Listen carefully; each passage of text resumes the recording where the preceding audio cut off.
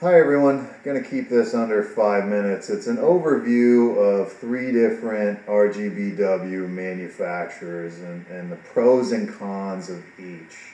So we'll start with the Brilliance Chamelon. Again, there's upsides and downsides to all of these. Upside, the Chamelon, the Wi-Fi control does allow you, assuming that the client has good Wi-Fi or you can create good Wi-Fi for them, the Wi-Fi control does offer pretty easy grouping and overall control. Again, strong Wi-Fi is the key here. If you have it, then setting up the grouping is a piece of cake. But if you have different security protocols or weak Wi-Fi signals, this is not going to be the product for you. Really, I kind of see this as an opportunity to upsell a Wi-Fi enhancement. You know, setting up a Google Pod system is easy. Setting up Hero and Orbi, man, that stuff's easy. It gives you an opportunity to make more money, and now you're a hero for creating better Wi-Fi throughout their house, because most clients' Wi-Fi suck. But in a commercial application, that's tough. So really, this is more of a residential application, which is too bad, because RGBW has a lot of commercial implications. So the simplest way is to install this on a residential property with good Wi-Fi and no security protocol. Some downsides, the MR16s aren't overly bright. The PAR 36s are certainly much better, but when we get into the other two options, they do have brighter colors. But, brighter isn't always better. So in instances where you're looking for this overall grouping control, you have good Wi-Fi, and you don't necessarily need super bright, this is going to be a good option.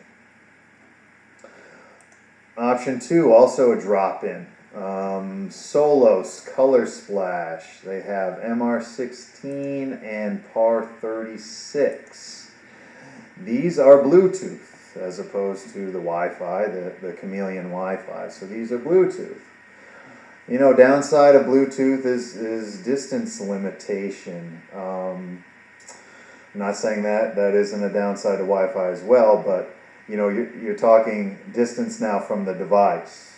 So you have inherent distance limitations with Bluetooth, and the second you start putting these LEDs inside of metal housings, well, you limit the signal even more. So if you've got them in more open housings, you could have a direct line of sight control from about 50 feet. If they're in metal enclosed housings hidden behind bushes, you might almost have to be right on top of it. Upsides to this, though, man, they're pretty bright. These guys are pretty bright in both the MR16 and the PAR 36. They're brighter than the Brilliance Chamelon, and they're about the same price. On top of that, they have a true warm white, a true 2700K, because they have diodes dedicated to it. Whereas the Brilliance Chamelon uses multiple diodes in order to get their white colors. These have dedicated diodes. So these are bright. They get you a good 2700K, a realistic 2700K, and the app is pretty darn easy to use. This is about as bulletproof of a system as it comes, but it's hard to group and create different scenes and things like that because you have inherent distance limitations. So those are the upsides and downsides to the Halco /Solos Color Splash. By the way, I'm pretty sure that they make the unique Vivid LEDs, so they're the exact same thing. I believe that Halco makes the unique Vivid products.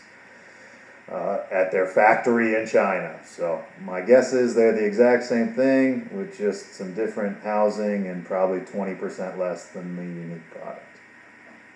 Finally, let's touch base on the SPJ Flex Link. This is a pretty damn good system. It is also Bluetooth, but they've set up different repeaters and antennas throughout their fixtures. And the app itself is pretty freaking cool. There's a number of settings, but one setting actually allows you to put your phone in your pocket, and like dance around, and move around, run around, whatever, and the color will change with your movement. So that's pretty sweet. And it's a simple to use app. It really is. So one of the real upsides here is that I mentioned they've created these extenders and antennas to where you're able to create like this Bluetooth mesh network.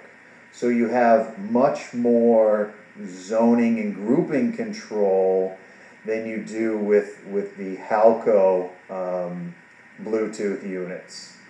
So that's a really good upside. Also, these are pretty damn bright too, and in something like this big bopper, holy cow, you got 32 watts of power.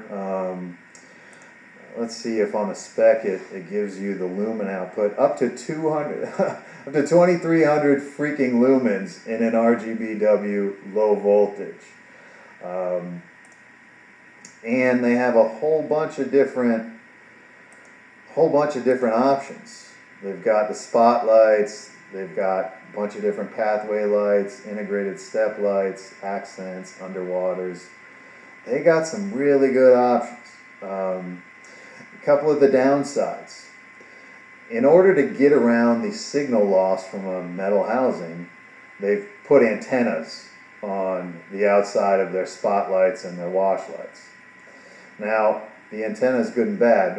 It kind of looks ugly, but like I said, it helps create this mesh network and this extended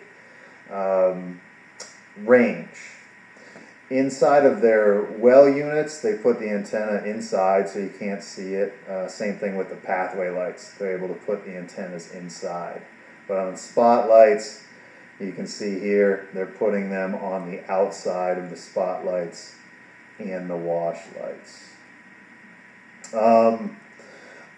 Other than that, I guess if you consider a downside is the fact that you have to use their fixtures. You don't have to use any particular transformer like you would on the FX Lux Solar, but you have, they call them field serviceable, but they're essentially integrated fixtures. So you definitely don't have the drop-in capability that you do with the Brilliance and the Halco/Solos. So pros and cons to every single one of these options. There's no perfect solution. There's never going to be a perfect solution. But you got some good options, and depending on the application, we can help you navigate and get you squared away so that you'll be happy and your clients will be happy. Thanks, everyone.